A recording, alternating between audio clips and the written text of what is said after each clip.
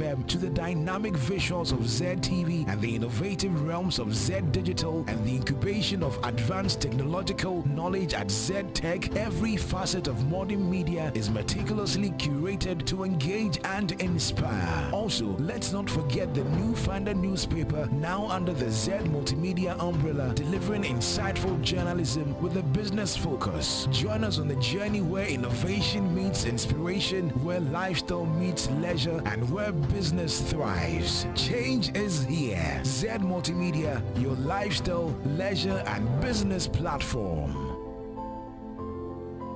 It's your lifestyle, leisure, and business radio.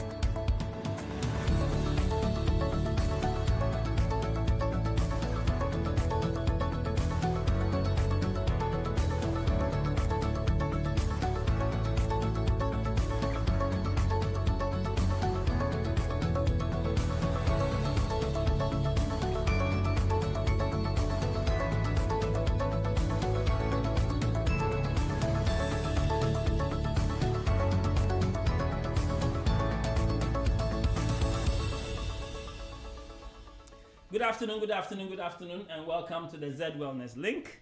My name is Dr. Padiaite, your usual host, and this month being the month of February is Valentine's month, and so we are talking about relationship health issues. Last week, we spoke about choosing the right partner, and we took notes, we learned a lot, and those who missed the program, Charlie, you really missed. Find those who listened and get the report from them. But we'll try. Mr. Kante, will you get a recording for them? Can you try? Will you give me a recording? See if you can get me a recording, then I'll get my people to work on it and hopefully share it so that those who missed, you can do the summary. Today, we are moving from choosing the right partner to maintaining a successful relationship. In other words, how can we ensure that we are doing well in our relationship?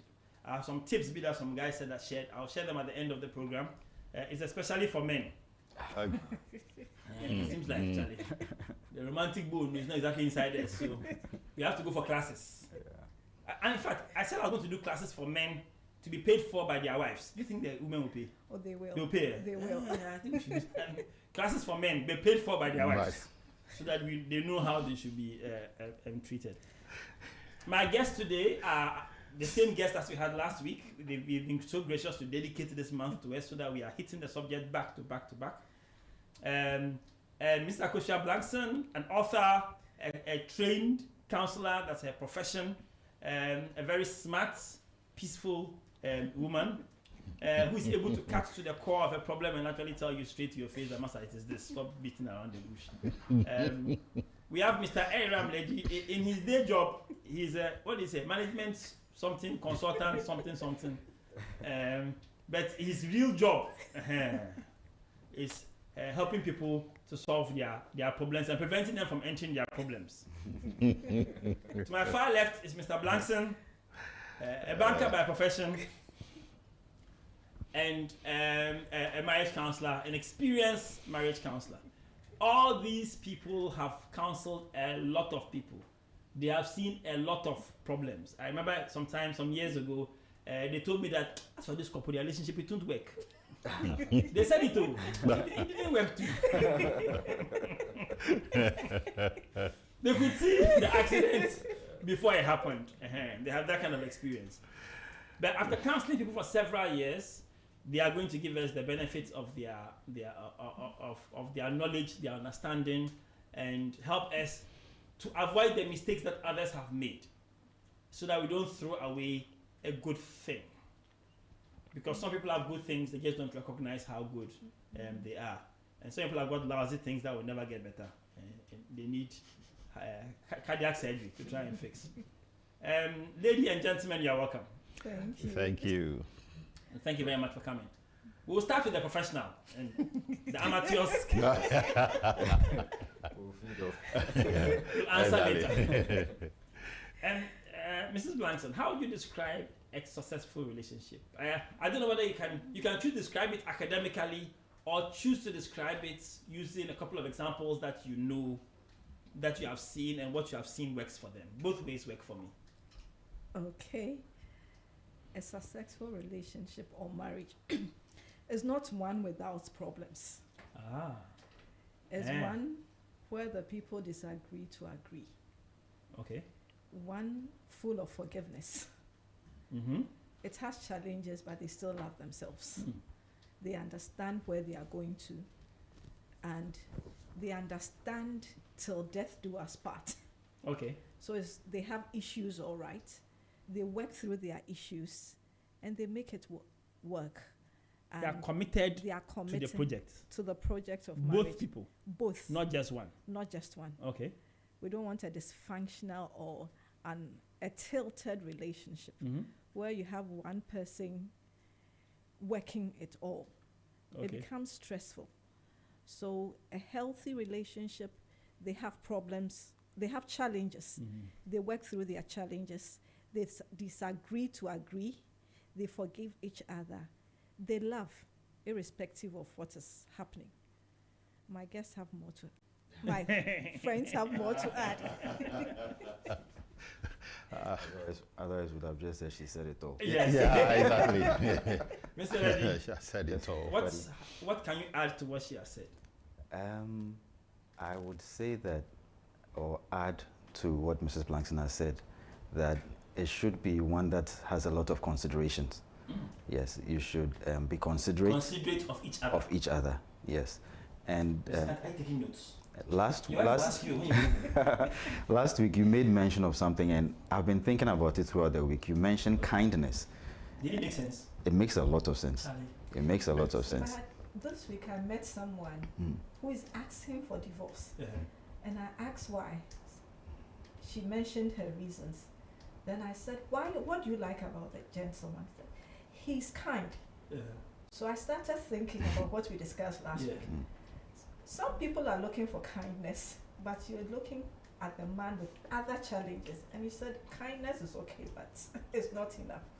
But is her problem a problem, in your opinion?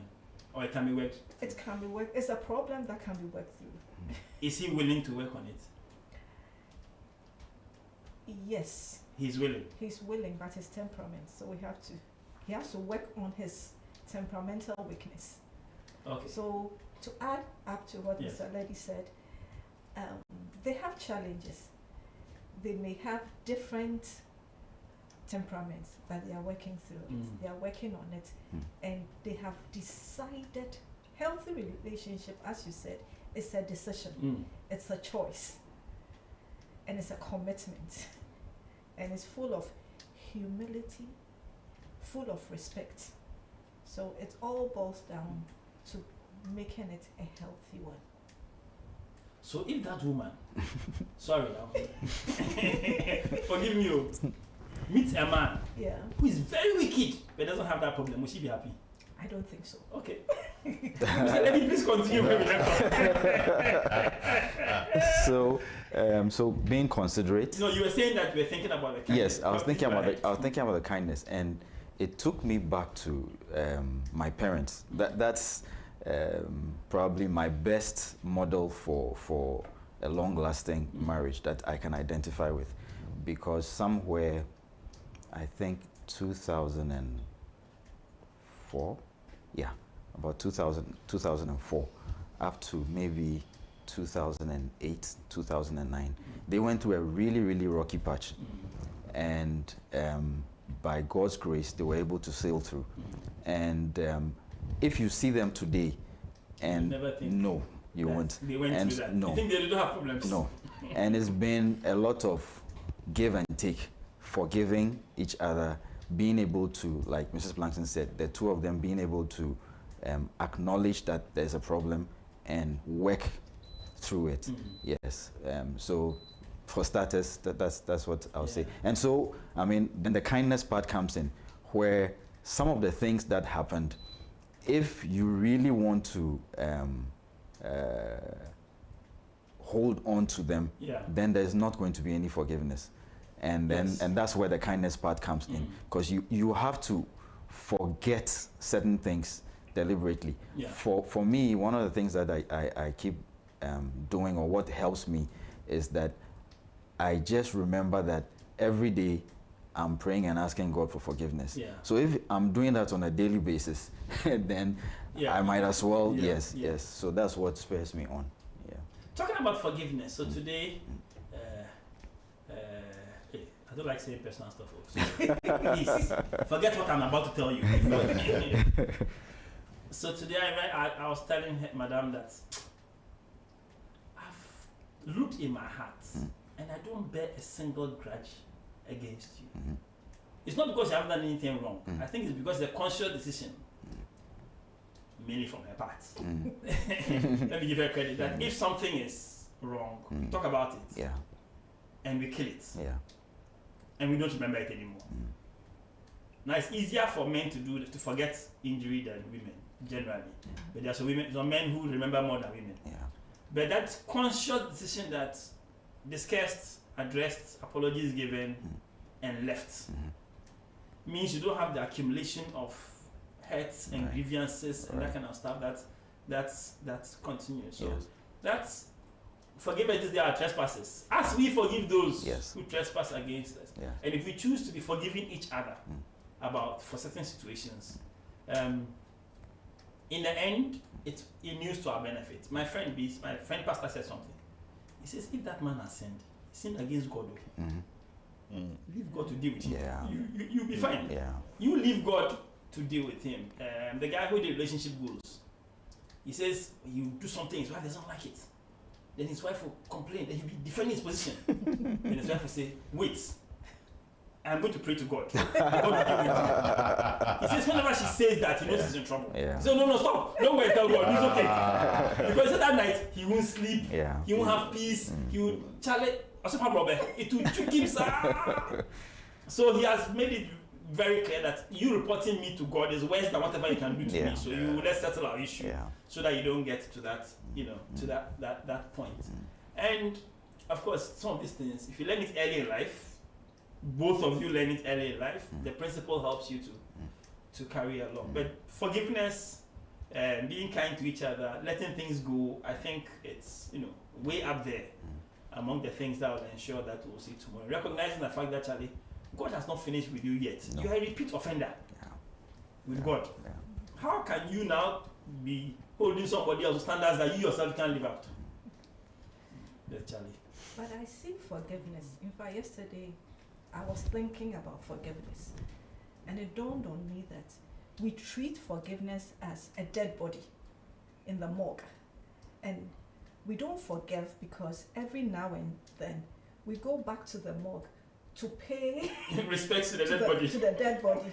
It's like someone being dead, a relative dead, and the family going every to visit the dead body. Visit the dead body, and that is how we treat forgiveness and forgiveness in marriage. So we have to bury it. We don't need to embalm it and keep it there. No embalming.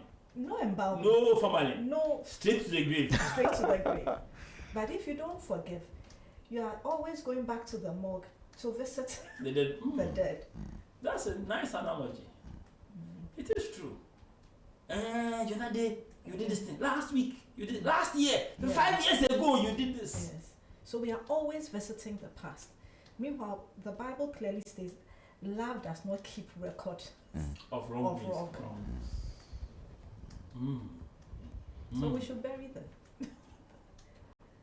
Bury the heads. We shouldn't be keeping dead bodies in the house. We should bury it. Bury it and let it go. And in normal life, when you bury a body, there's a relief that on it your is finished. part. Yes, it is finished. Once the body enters the grave, a weight is lifted off you. So when you bury when you're waiting for the funeral, it's like you have like what can go wrong, blah blah. Once you finish the burial, a weight is lifted off. So we should learn to bury. We shouldn't embalm. No embalming. No embalming. Problems. Bury it, kill it, let it go. The verse that says, "Don't let the sun go down on your anger," was very, very well thought out. Yeah. It was very, very well. Was unforgiveness. They say it's like drinking poison and hoping your enemy will die. You have drank the poison, and you're hoping your enemy will die. More, it's killing you. Not you forgive for yourself. Yeah. You don't forgive for the person. Mr. Blankson. Dr. Paddy. I mean, this very thing has been turned around, big cooked. They have virtually said everything about it. Everything about having a sustainable, happy, healthy relationship. The only thing I'll add to that is the scripture that says that a wounded spirit who can bear. You know, when you can't forgive, eventually your spirit becomes wounded. You see, and then it carries on and on, even if that very relationship does not work, but you still haven't gotten over the past one. It will carry on onto another relationship. So you move from one toxic relationship to another toxic relationship because your spirit is still wounded. So I would say that this issue about the forgiveness is very key. You see, you must do well to forgive in order to build a healthy relationship. And then to be able to forgive, then it means that both parties must be open about everything. Yes, you talk about everything, you are open, and that creates a lot of awareness. You see, at every stage in life, there are different things you go through. Yes, physically, medically. Yes, exactly. You go through different stages in life. Yes. So that means that as you are going through the stages of life, be open about what is happening to you at each stage of your life. You see, it creates awareness. And once there is awareness, it helps each other to know what is happening and then leads to a healthy relationship. Yeah. So you're putting the communication part. Yeah. Exactly. So I can't keep some small secrets. No. I should be sharing. Yeah, you should be sharing. Should I share my salary? That's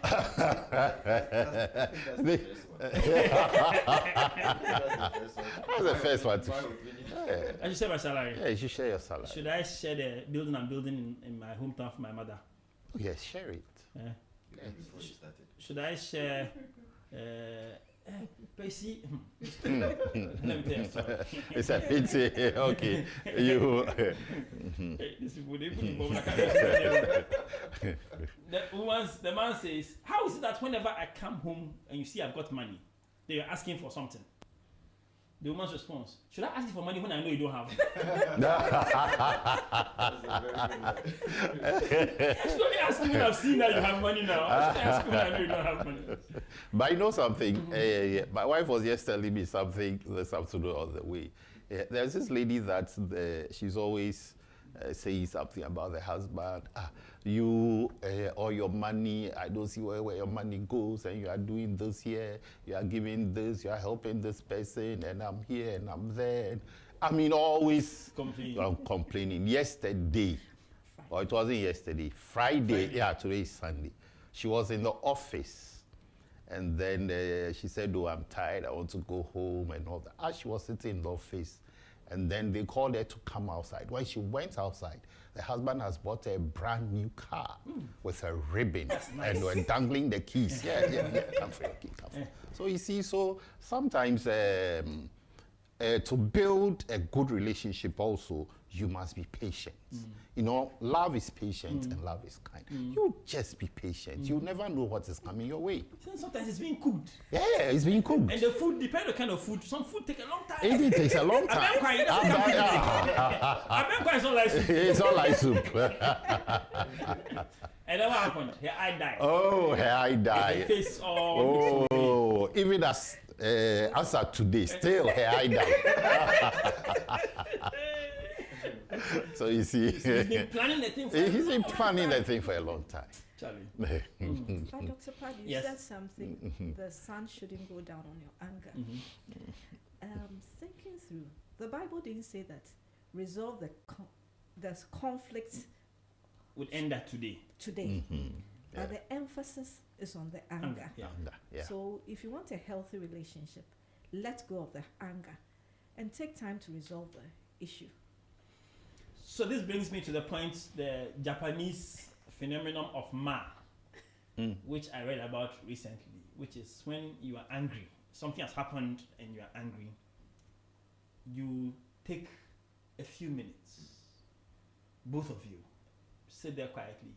You don't need to hold hands, you don't need even to look at each other, and give yourself maybe 3 to 5 minutes and you say nothing. Nothing. And by the time the 3 to 5 minutes are up, emotions have come down. You can now speak better without heat. And you can also hear without heat. And that alone allows you to communicate better and moves you forward in the conflict resolution. Because half the time I have discovered is that when I'm making my point, you are not listening to what I'm saying. You're not listening to the emotion behind. You're listening to the pain that I'm describing. All you are thinking about is your answer. When he finishes, I'm going to say this. The moment he finishes, I will say this. Then you come back to this. Is not what I've learned to say. This is not what I said like 4 times. This is not what I said. What I said was enunciante. No, I mean, no, you didn't hear what I said. Please listen. I beg you, be patient. What I said, maybe by the 4th time, that is when the emotions have come down enough for them to hear that this is actually what you said. Because what you said and what they heard are not the same. Because half the time, there's a preconception that is changing your words from what you said to what they heard. And they will insist that's what you said until maybe a recording is played. But if you take your time and, and keep explaining, and you take a pause and then try and communicate, no, that's not what I meant, or that's not what I said, this is what I said. Then it comes down to, okay. A lot of times, either they don't hear you, or what they hear, or what you said is not what you meant. Yeah. Exactly. So you said the right thing, they didn't hear. Problem 1. Problem 2, you said the wrong thing, but that's not what you meant to say. Exactly. And they heard you very well. Yeah.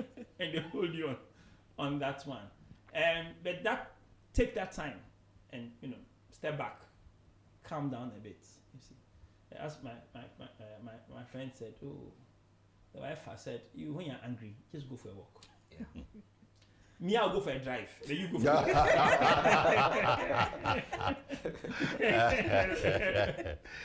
so that when you come back, then things have calmed down. I think it helps. Take that time. You see. I shall talk about that when you're coming home. Smile later on. But when you're going on the walk and driving, don't think. Yeah, Yes. it's true. But I'll be thinking. Don't think. No. No. Think positively. Don't think. Yes. Yes. Don't dwell on it. I think everybody is different, because for some of us, I'll speak for myself. I tend to my parents call me the echo guy.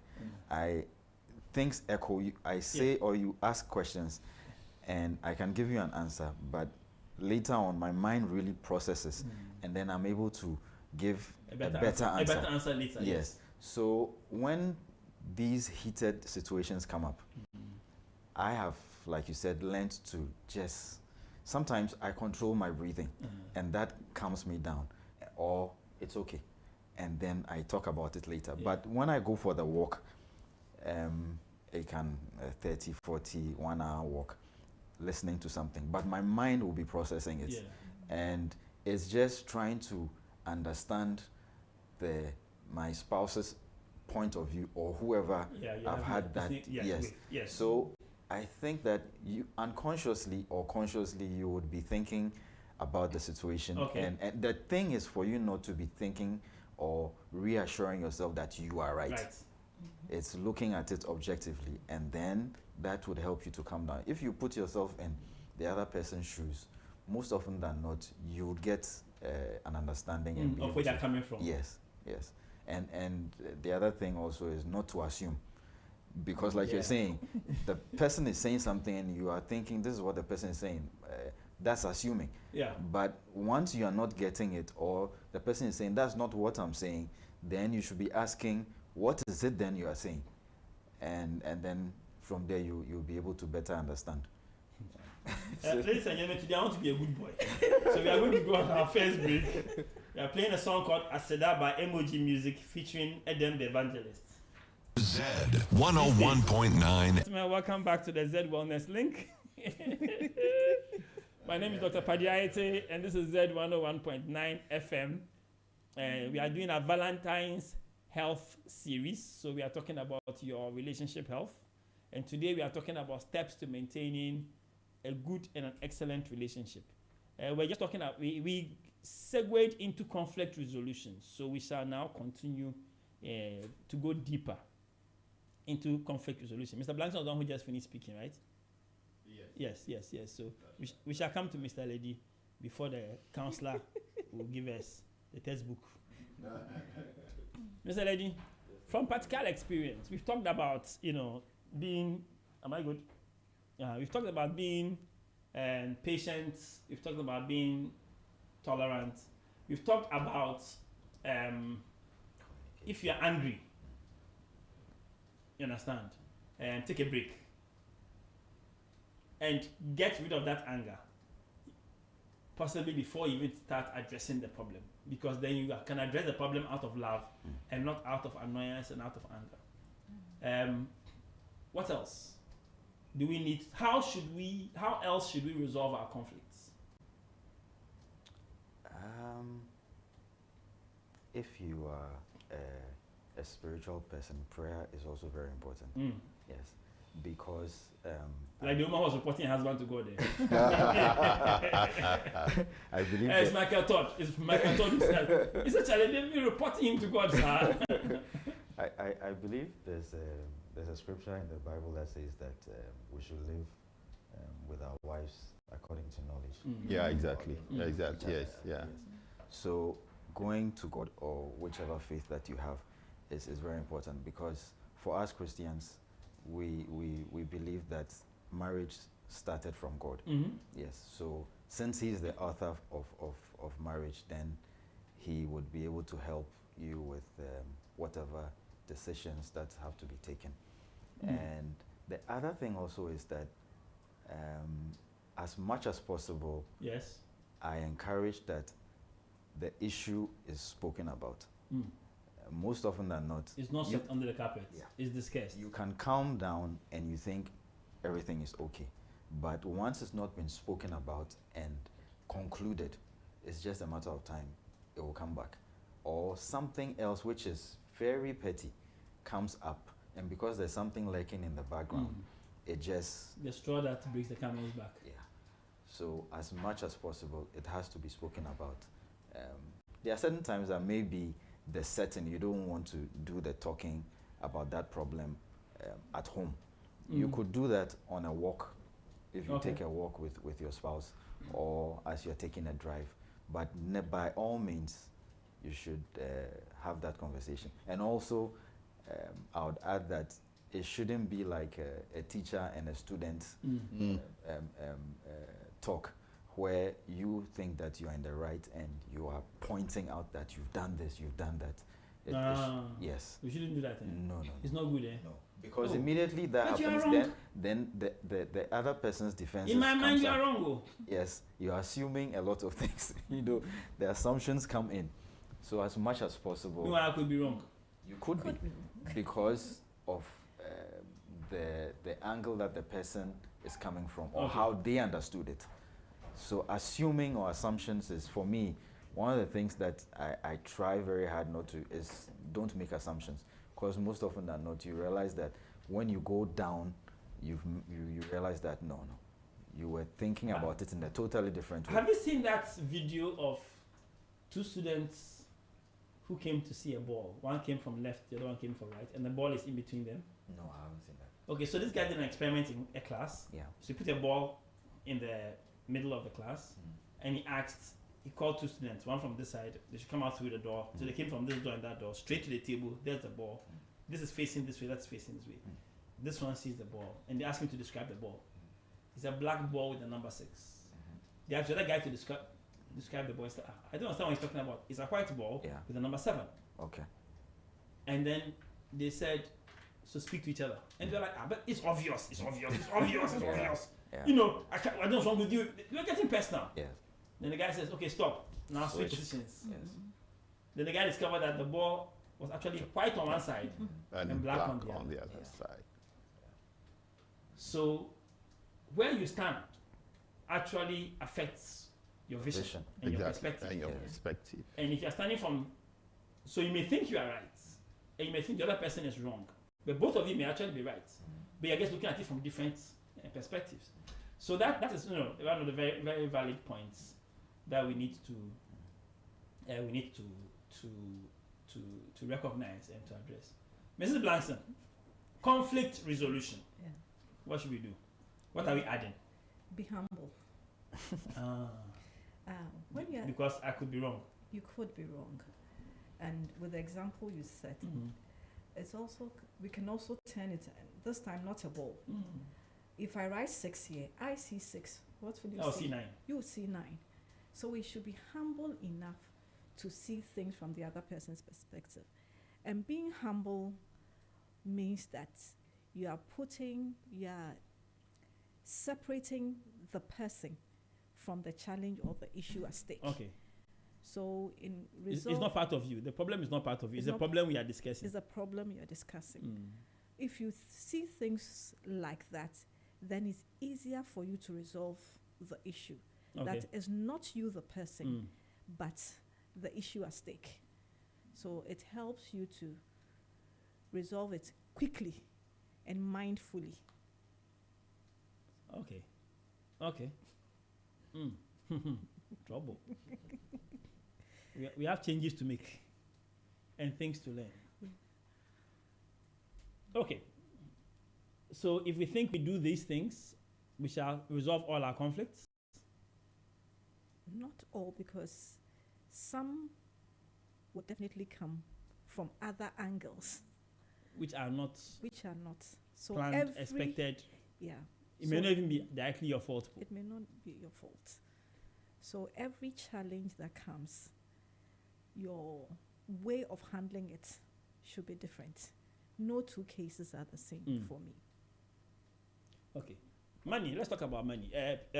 Problems in marriage are due to the top 3. Money, sex, and communication. Yeah. Okay. So let's talk about money. How do we handle money issues? Is there one formula for everybody? No.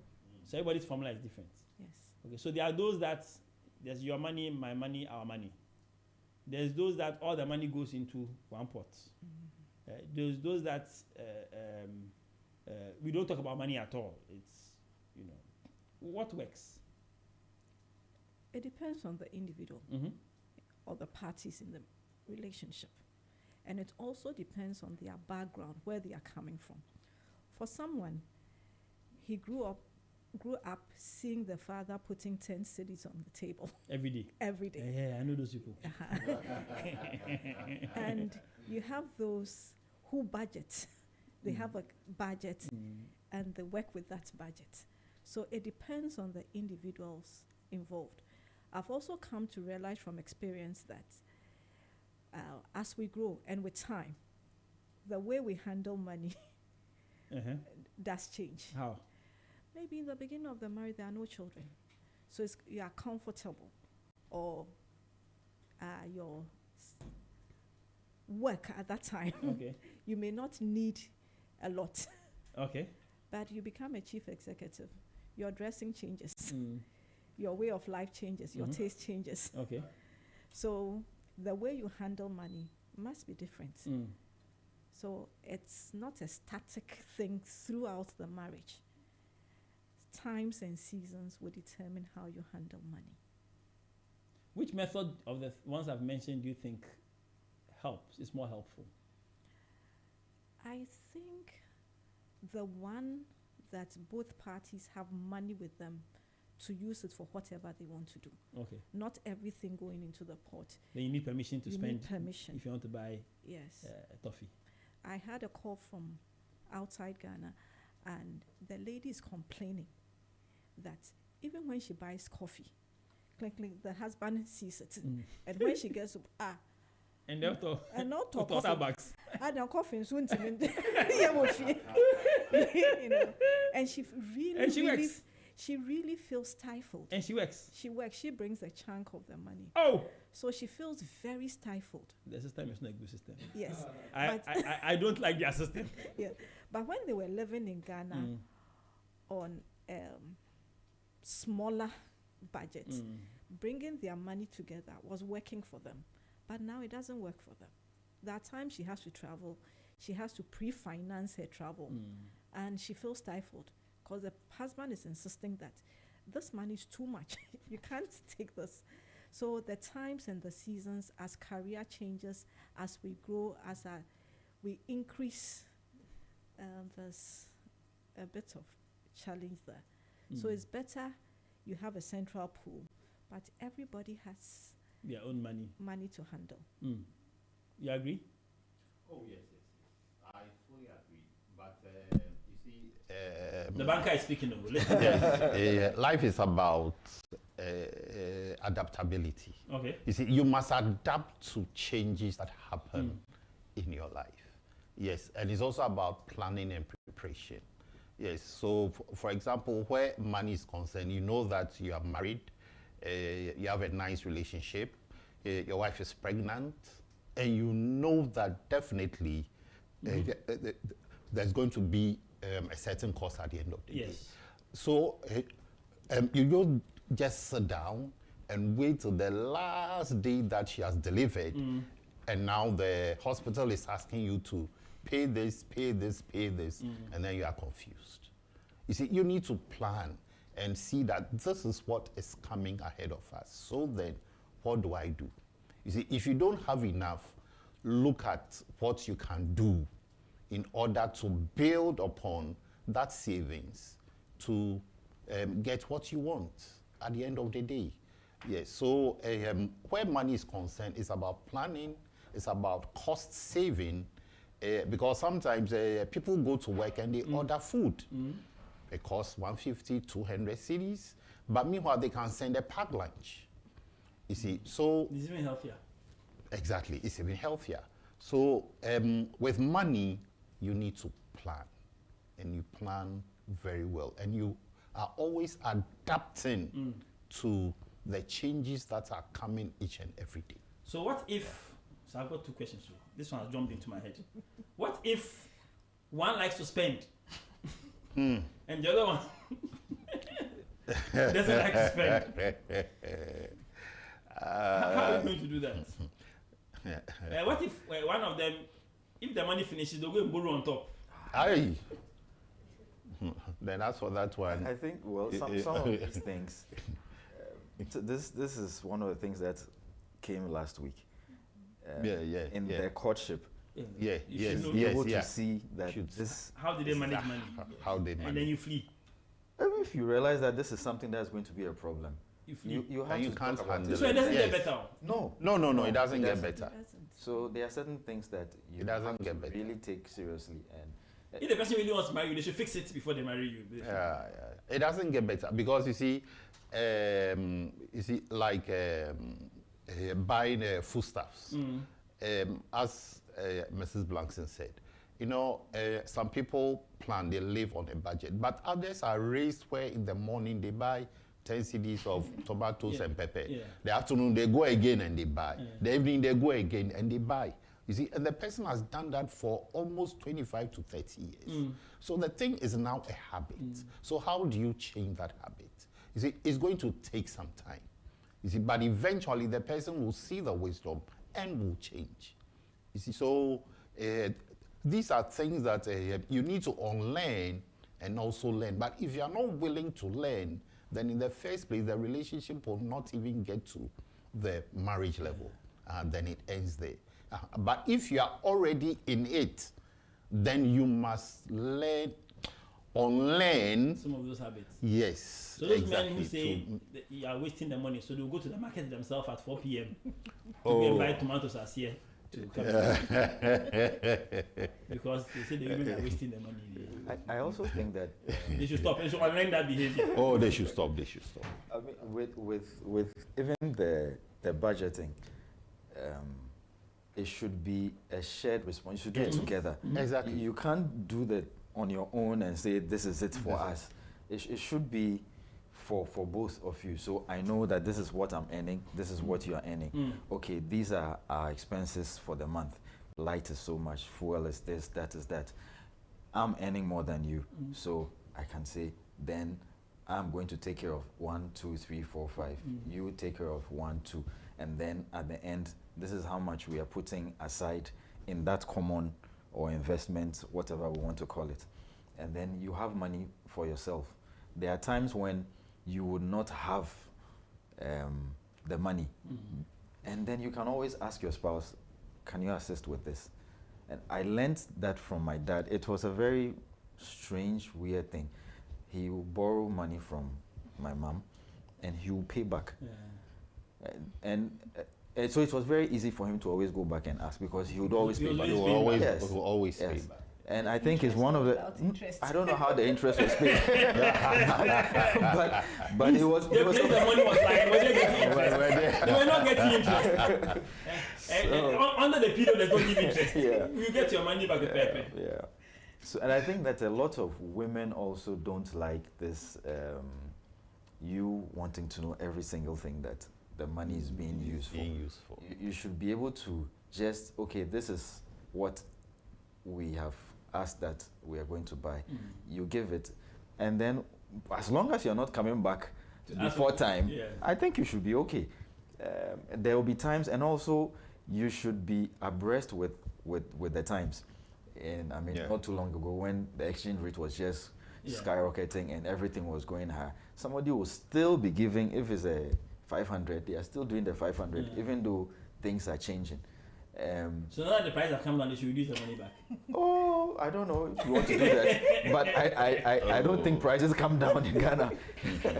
It's probably you just have to keep revising that budget. It's not a one-time thing. As the times change, you also go back and then change. And look at smarter ways of doing certain things.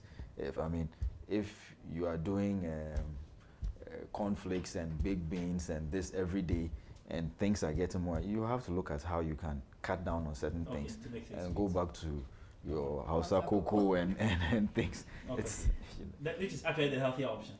Dr. Paddy, yes. years ago, I encountered a money A money issue. Yes. The lady, Spill the tea. Realistic. the lady was working.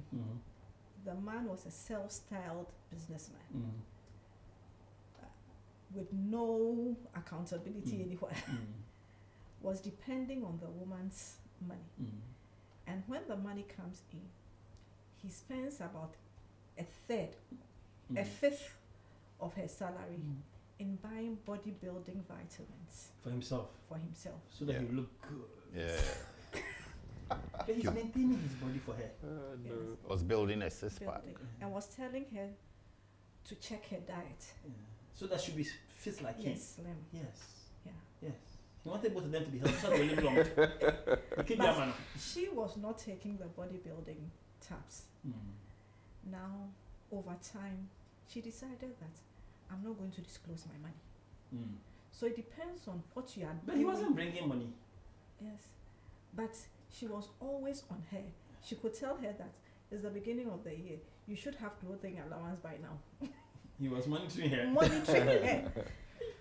So what you do can force somebody to change her stance. I just went back on something we mentioned. Yeah. So if you are not managing the money well, one party is not managing the money well, the other person is forced to hide. to take gorilla tactics. Yeah. Exactly. Okay, so let me tell you some of the things that I think. I was brought up to believe that a man is a man. But a man is a man not just because he's got balls between his feet, between his thighs, but because of what he does. Protect, provide leadership, provide sustenance.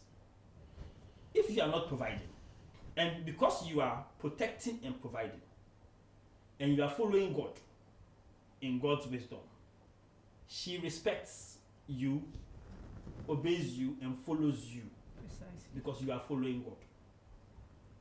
If you neither provide nor protect, you have no business demanding that you should be respected and obeyed.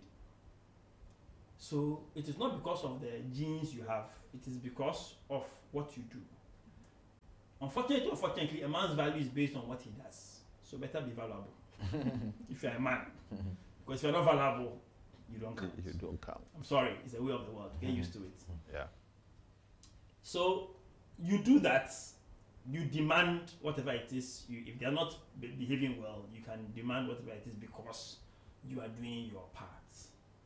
I find it a bit challenging when a man does not provide, does not provide substance, does not provide leadership, is not following God, and yet is demanding the reward or the respect or the recognition of somebody who does those things. I think it's an unfair balance. But that is how I was brought up. And in our house, it's the same thing. You provide. So, yes, there's a budget. When you go over the budget, you will hear. And it's your job to make sure that if it's a reasonable request, so you have to plan for contingencies. You plan. But that is why a man, in our culture, they say a gun sits on the chest of a man.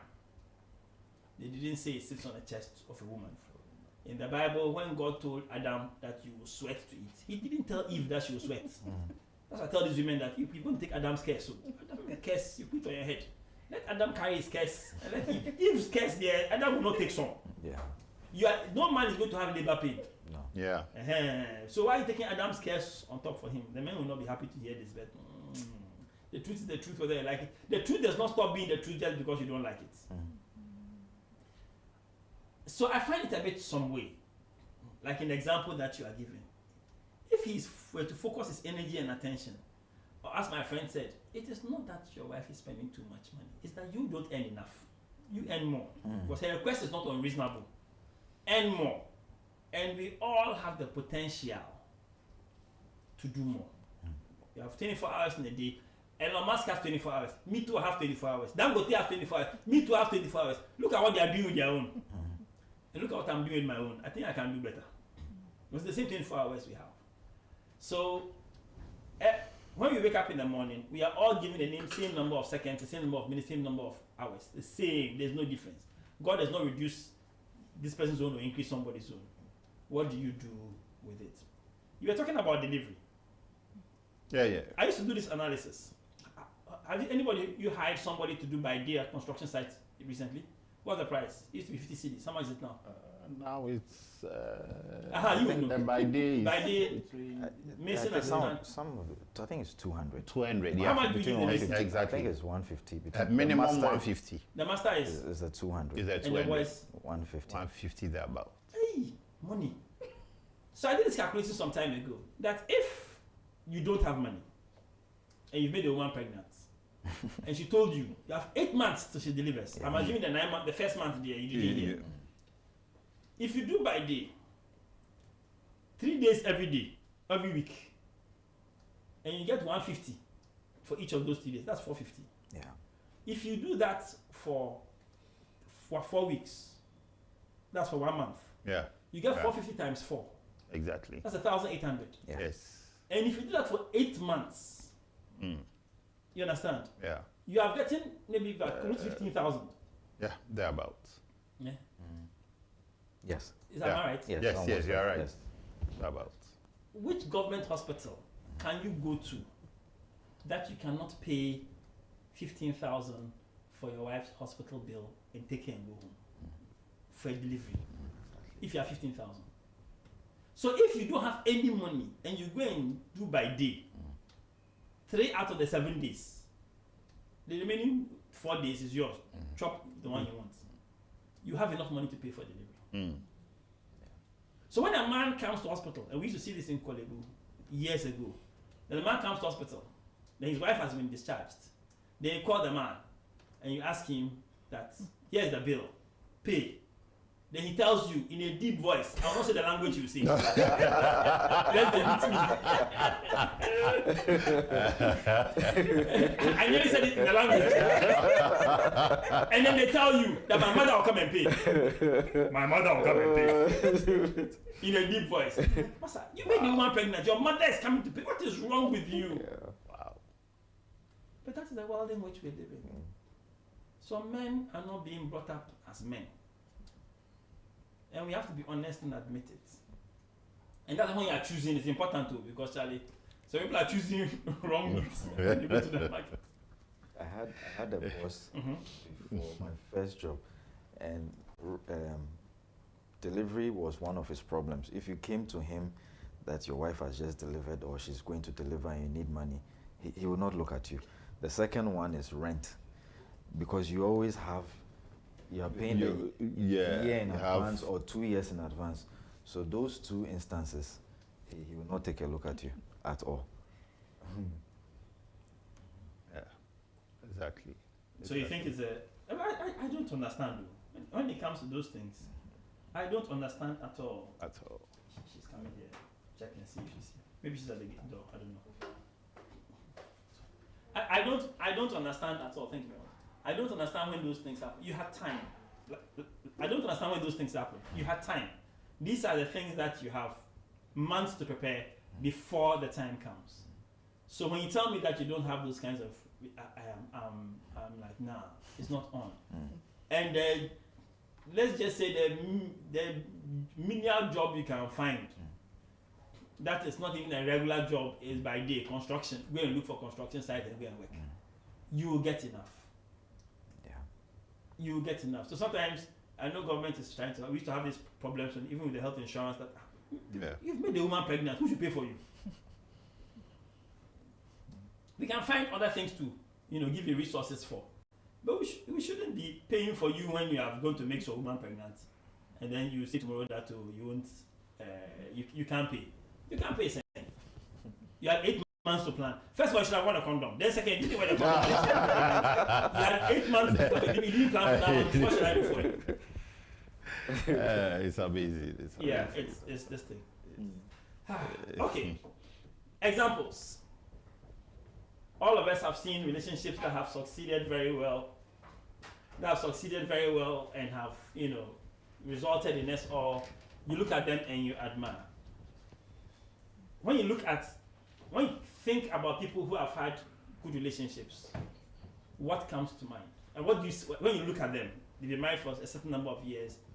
What do you see, or what do you think is their secrets in this couple, or in that couple, or in that couple? Relationships that have worked. Because now you've seen a lot. Yes, what comes to mind, I would say, you see, adaptability. You know, there is this couple, if you look at them, they are two opposites. The man is a direct opposite. He's outgoing, he's nice, but the wife is very quiet, very intelligent, very sharp. The man too is also very intelligent, very sharp. I mean, two opposites, but their marriage is working, they are happy, they understand each other. Sometimes a woman gets home and the man wants to probably take a salad and something like that. And for the woman, he thinks that, at this time, I've now come to do salad, cut this, cut that. Why don't you just take the rice I've cooked and add stew? And the man said, don't worry. Is there lettuce in the house? Is there carrot in the house? Is there this in the house? And the woman says yes. He said, you don't worry. Then he goes to the kitchen. Makes a salad. Makes a salad. And gives her some. And everybody's happy. You understand? So once you understand each other and you are prepared to adapt to each other, you are always happy. You are always happy. There was a gentleman in Michigan, and this guy, very outgoing, parties, this, that. He took me to every single party that we had. I was there for 3 months. Any part we traveled for parties. Traveled. And look at me, quiet guy. You can't pick me because I could grill meat very well. So after I grilled meat at his party, he took me to every party that he was invited with spices. You taste the food. Oh, and yet the doctor. I was his personal chef. But this guy, his girlfriend, quiet, exact opposite. So she will go with him to a party, and he's all over the place, and she'll be there quietly after a while. She'll go and sit in the car, cover herself with a blanket, and sleep. Wow. She'll sit in the car, cover herself with a blanket, and sleep. Whenever he finishes, he will come and then we'll go home. I've never seen a couple that were so listening of each other like that. It's not Uncle Fie. She came with her cloth. Oh, you sit in the car. America, no mosquitoes. So she'll sleep. Whenever he's ready, then we go home. And they are just progress. It was beautiful. It was beautiful. Adaptability. Counselor? For me, it's appreciating the differences. Knowing that you are not Siamese twins. We are different. If two of us are the same, one is not needed. Yes. So appreciating the difference, knowing that one, acknowledging that you are different, and appreciating the difference and understanding each other. Because I have a couple, they've been married for years, no child, different temperaments, very extreme ones, like you said, but they understand each other. The woman told me that one day they were traveling. She hadn't traveled before then. And she didn't know what to go with. The man packed everything. They got to the airport. She was off. She took off. He took off, and the wife was trailing behind him. There was an African day. She wasn't told. On the day they were celebrating the African day, she didn't have any African wear. But she understood. And usually when they travel or something happens, she goes like, oh, Father Damalo. She has accepted him the way he is. She has accepted him the way she is. And they've been married for years. And they are happy. Yeah. People wonder why they are together. Yeah. Because they look so different. So different. Appearance different, character different, temperament different. But they are making it work. They are making it work. They've had opportunities to go their different ways. Counselors have come in, and at times they think that, oh, move on. But she understands.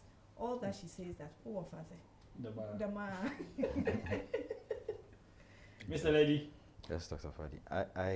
I would look at 4 things. The first one being companionship. The second one being a helpmeet. And in the helpmeet, the Bible typically ascribes it to the woman, but I'll say it's both sides. Then being a lover, you should love each other. And then the last one would be have a shared faith. Yes, those 4. I think it's more than just a shared faith. They have to have a shared plenty of things.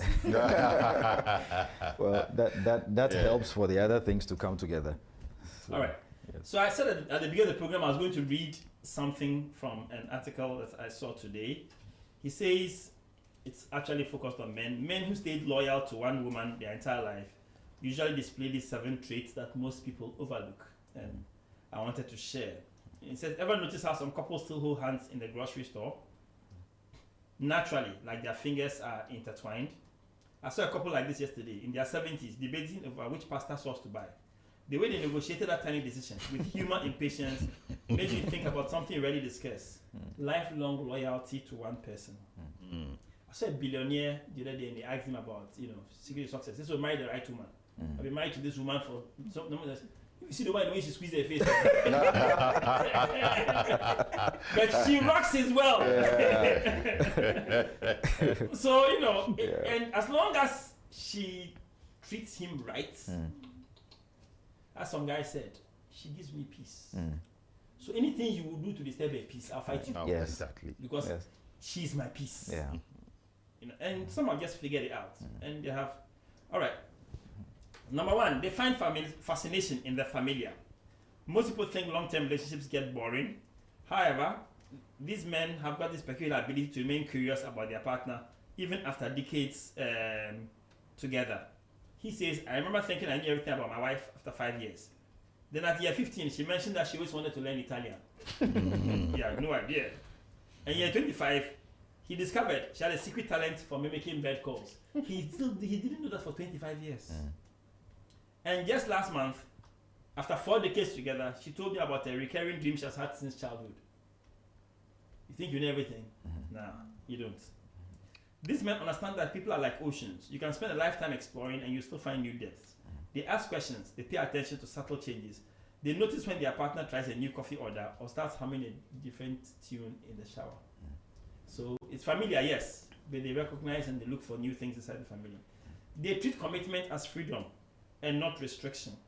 People see loyalty as giving something up, but committed men view it differently. They discover that removing the constant question of what if actually liberates them to build something deeper. Think about it. When you're not spending mental energy wondering if the grass is greener elsewhere, you actually water your own grass. You can take risks together, fail together, build inside jokes that takes years to develop. Yeah, this vacation, couple, my brother and his wife, my brother says there's a look that if I give, only my wife understands what I'm thinking. Yeah, this Christmas, I said it. Only my wife, there's a look I give, only she understands what I am thinking when I give that look. So yeah, it shows that they've been so you can be completely yourself, weird habits and all, knowing that this person chose to stick around anyway. They master the art of strategic amnesia. This is what we're talking about. You deliberately forget. You choose to forget. Yeah. Forgetting is a choice. I have forgotten. I know you did it last week, but I have forgotten. Yeah. You did what? When? I've forgotten. Every long-term couple has moments they'd rather forget. Arguments that got too heated, things said in anger, disappointments that cut deep. We nearly got divorced in our early 50s, and believe me, there were plenty of wounds to nurse if I wanted to keep score. But loyal men develop what I call strategic amnesia. They remember adversaries and how their partner takes their coffee, but they let go petty grievances.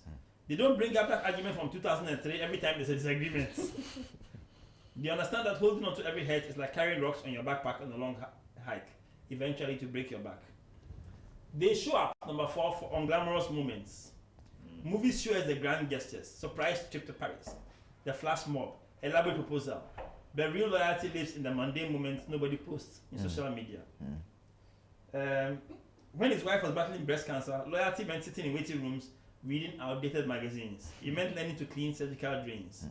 It meant pretending not to notice when she lost all her hair, and also making sure she knew she was beautiful to me. Loyal men understand that true love isn't about the wedding day. It's about the random Tuesday when your partner has food poisoning.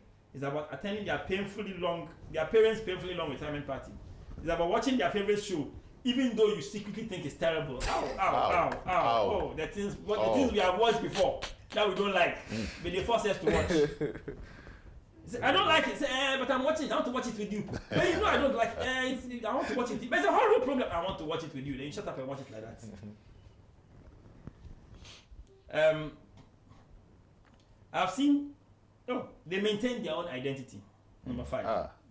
This may sound counterintuitive, but men who stay loyal don't lose themselves in the relationship. They maintain friendships, hobbies, and interests outside the partnership, and that brings fresh energy and stories back to the relationship. I've seen too many men become shell of themselves, thinking that's what commitment means. They wake up at 45 resentful and lost. But loyal men understand that being a whole person makes them a better partner. They still go fishing with their buddies. They pursue that woodworking hobby, and they read books their partner has no interest in. Why does this matter? Because when you maintain your identity, you choose to come home each day. You are not there by default or dependency. They are there because you want to be. And they practice daily investment. Somewhere along the line, I figured that the relationships are like retirement accounts. Small, consistent investments compound over time. Banker, you get that one, compound interest.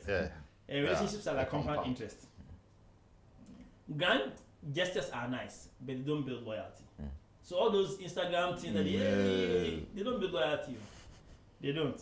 Small, consistent investments. My wife and I have a standing Wednesday coffee date at our local cafe for the past 15 years. Nothing fancy. Just coffee and conversation for an hour.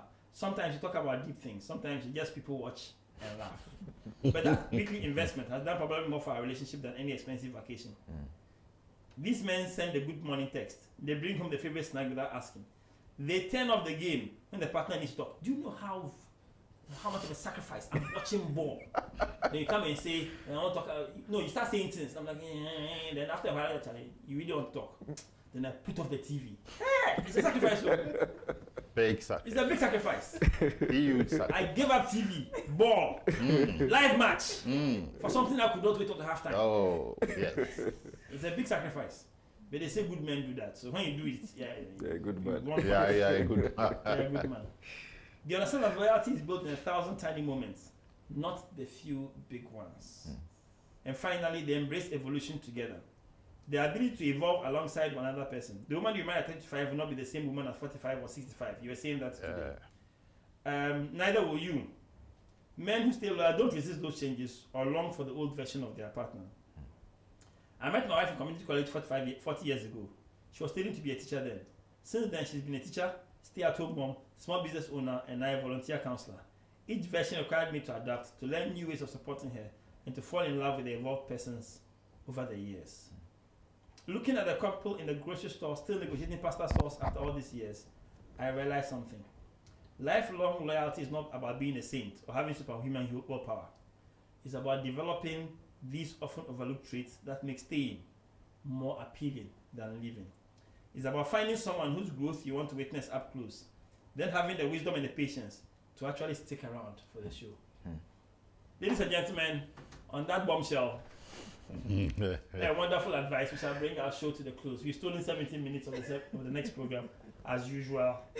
Forgive my sins and my unrighteousness. I hope you've had a good time and you've learned a lot on how of the keys to a successful relationship. And I wish you well in your partnership. I wish you well in your marriage. I wish you well in your relationship. And if the two of you have listened together and are going to apply the rules that have worked, it will work for you as well. There's one thing I've realized when it comes to life. The truth is the truth whether you believe it or not. The key to success will remain the key to success whether you believe it or not. So when somebody who has been through it comes and tells you this is the way to achieve this objective, and you say you do your own by a different path, maybe you will find a different destination. It's like you're going to Kumasi and you decide that you want to go to Kumasi through the sea. Instead of going this way, you're going into the sea. No, all the best. Next week, we shall talk more about conflict resolution in relationships, and but we spoke a lot about it today. Yes. So a bit more about that, and then any other thing that comes our way, and then hopefully by the time we finish, we'd have finished the entire package, and all of you would have healthy relationships. I hear that relationships are not 50-50. Yeah. It's 100. Yes. And sometimes you can borrow. If today you are 80, can say, I need to pay Yes. to Australia, I can't, I'm low on gas. Yes. So I need to borrow. It's allowed. But like Mr. Lady said, make sure you pay back. Yes.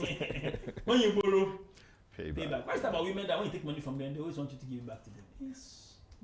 I also do that.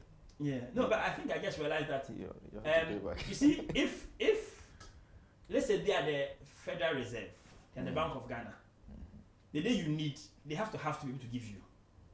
If you keep drawing and you don't pay back, they will not have to give you. So ensure her piggy bank is full. Once in a while, surprise her with Momo Alert, so that when you need to borrow, you can borrow. Thank you very much, everybody, and this has been the ZED Wellness Link, and we are talking in a Valentine's series on your relationship health. Our guest has been Mrs. Akosua Blankson, a counselor, author, and a wonderful person. Mr. Aram Lady, management consultant and a counselor, and Mr. Odinspons Blankson, banker and a counselor. And thank you all for staying with us. Have a lovely day. On Tuesday, we'll be talking about fertility and IVF from Elima's Health. Have a good time, all of you. Bye-bye. ZED 101.9 FM.